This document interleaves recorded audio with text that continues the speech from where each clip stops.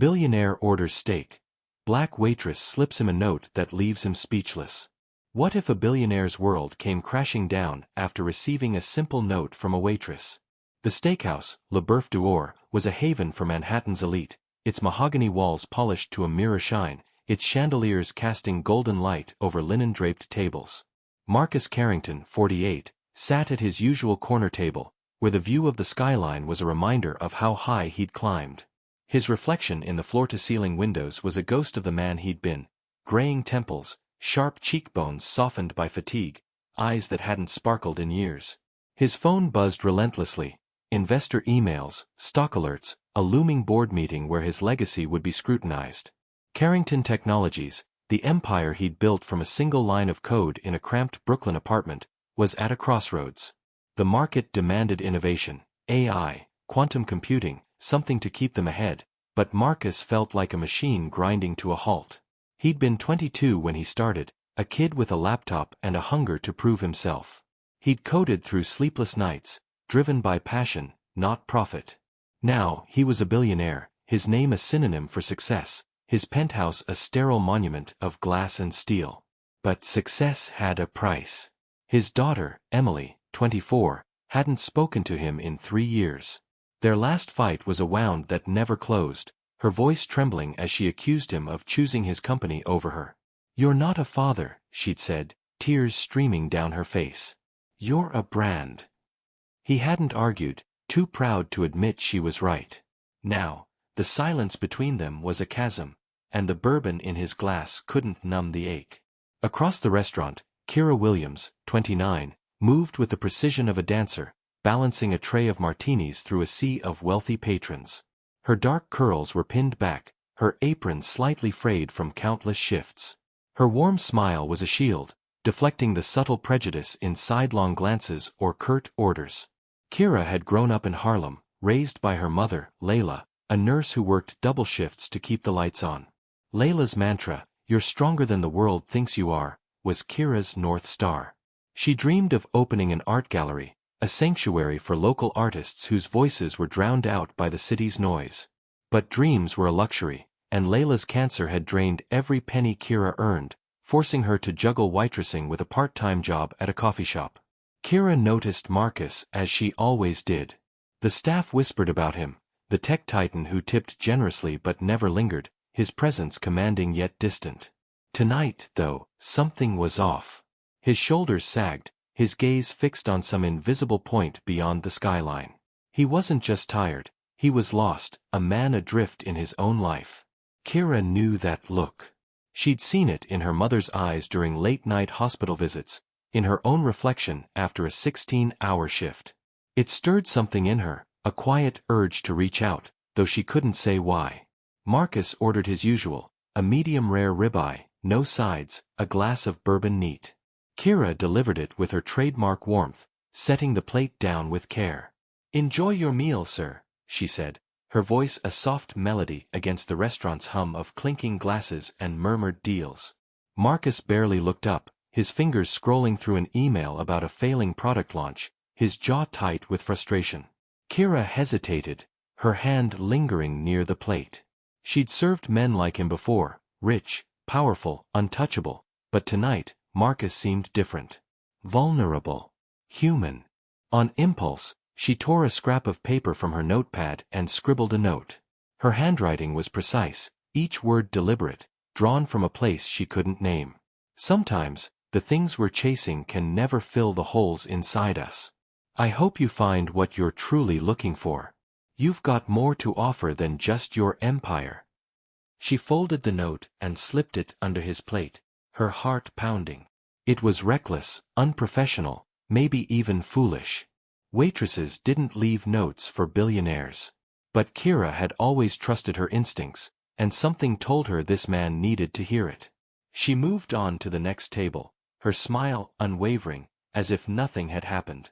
Marcus didn't notice the note until he'd cut through half his steak, the meat perfectly seared but tasteless to him tonight. He lifted the plate to push it aside, and the paper fluttered to the table.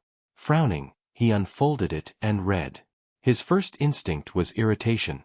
Who had the audacity to lecture him? He was Marcus Carrington, a man who'd built an empire from nothing.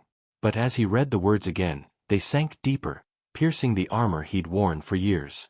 They were simple, almost naive, but they carried a truth he'd avoided for too long. No one had spoken to him like this. Not his board, not his ex-wife, not even Emily. He scanned the room for the waitress, but Kira was already clearing a table, her back to him, oblivious to the storm she'd unleashed. He tucked the note into his pocket, his meal forgotten. The words looped in his mind, stirring memories he'd buried, coding late into the night with passion, not pressure, reading bedtime stories to Emily, her small hand in his, feeling alive. When had it all slipped away? When had his empire become a gilded cage? He left the restaurant in a daze, the note burning a hole in his pocket, its weight heavier than the bourbon glass he'd left behind. The next morning, Marcus woke with the note on his nightstand, its edges already worn from being unfolded and read again. He traced the words with his finger, each one a needle pricking at his conscience. He needed to find her, to understand why she'd written it, what she'd seen in him that no one else had. He returned to Le Boeuf d'Or that evening, his tailored suit feeling like a costume. The restaurant was as lively as ever, but Kira's absence was a void. He approached the manager, Tony, a grizzled man with a permanent scowl, who looked uneasy when Marcus asked about her. "She quit this morning," Tony said, wiping his hands on a towel. "Her mom passed last night. Cancer. Kira's been working double shifts to cover the medical bills. She's taking time off to deal with it." Marcus felt the air leave his lungs. He didn't know this woman, but her note had cracked open something inside him, a part he'd thought was long dead. Now, learning about her loss, he felt a pull he couldn't ignore. It wasn't pity, it was recognition. Her words had reached him in a way nothing else had, and now she was grieving alone, carrying a burden he could only imagine.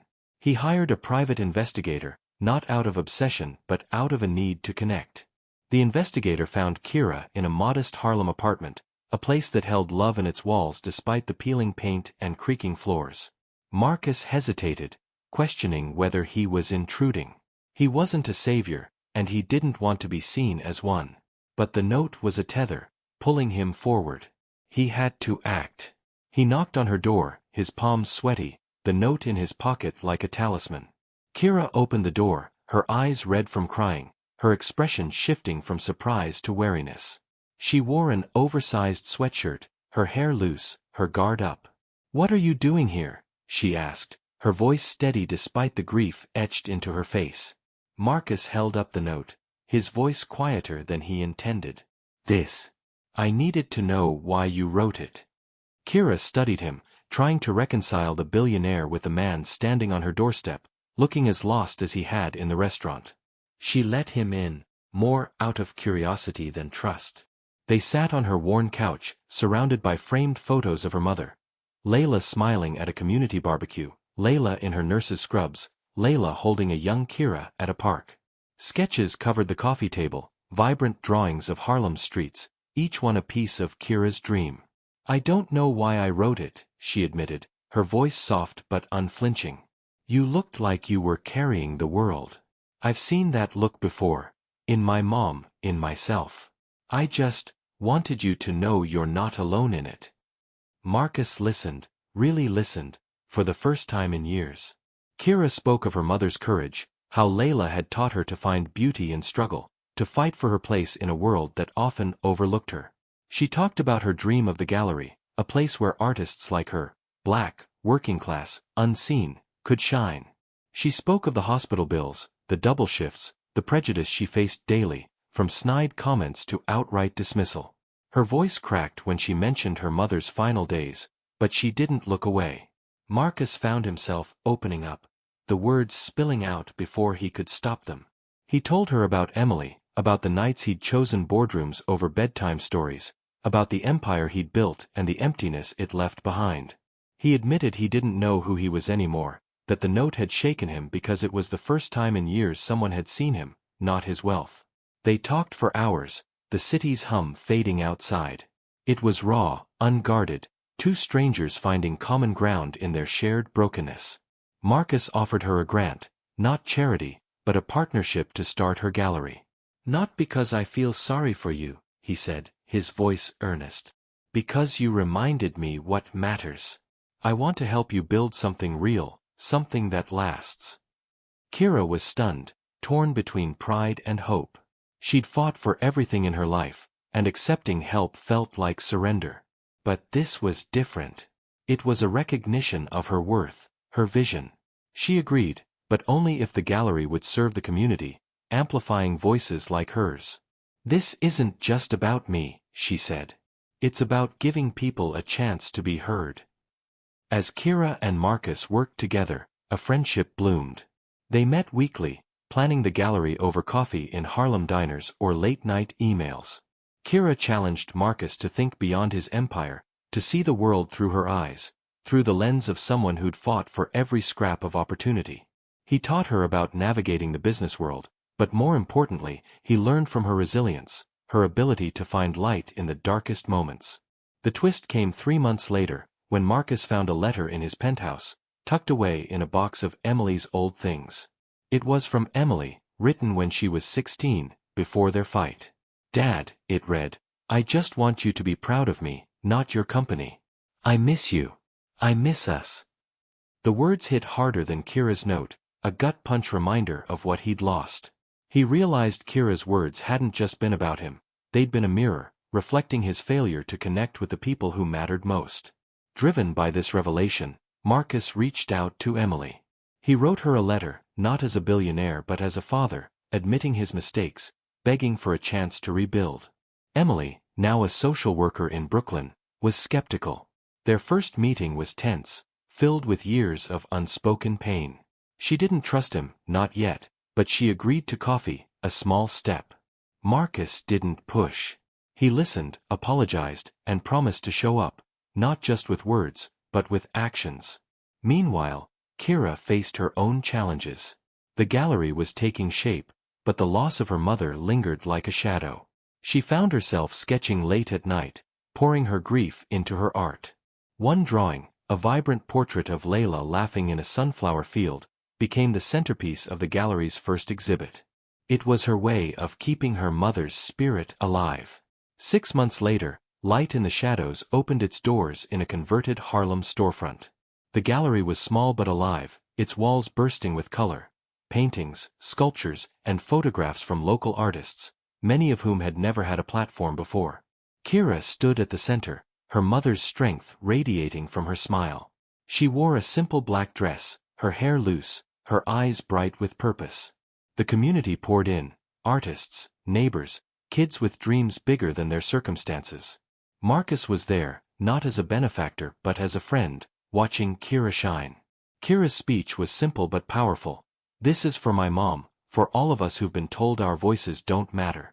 This gallery isn't just a place for art, it's a place for us to be seen, to be heard, to be enough. The crowd erupted in applause, and Marcus felt a warmth he hadn't known in years.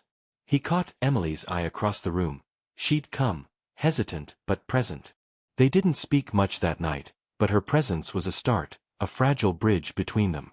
The climax wasn't just the gallery's opening, it was the moment Marcus realized he'd found purpose beyond his empire. Kira's note, now framed in her office, was a reminder of the night 2 lives collided. He kept a copy in his wallet, a touchstone for the man he wanted to be. But the real turning point was seeing Emily there, her expression softening as she looked at the art, at Kira, at him. For the first time, he felt hope, not for his company, but for his family. Over the next year, Light in the Shadows became a beacon in Harlem. Artists who'd once been overlooked found their work celebrated, their stories amplified. Kira mentored young creators, teaching them to believe in their voices. She started a scholarship in her mother's name, funding art classes for kids who couldn't afford them. The gallery wasn't just a business, it was a movement, a testament to resilience and community. Marcus stepped back from Carrington Technologies, appointing a new CEO who shared his renewed vision, innovation with purpose, not just profit. He focused on rebuilding with Emily, meeting her weekly for coffee, then dinner, then long walks through Brooklyn. They talked about everything and nothing, her work with at-risk youth, his regrets, their shared love of old jazz records. It wasn't perfect, but it was real. Emily began to trust him again, slowly, like a flower opening to the sun. He and Kira remained friends, their bond a quiet anchor.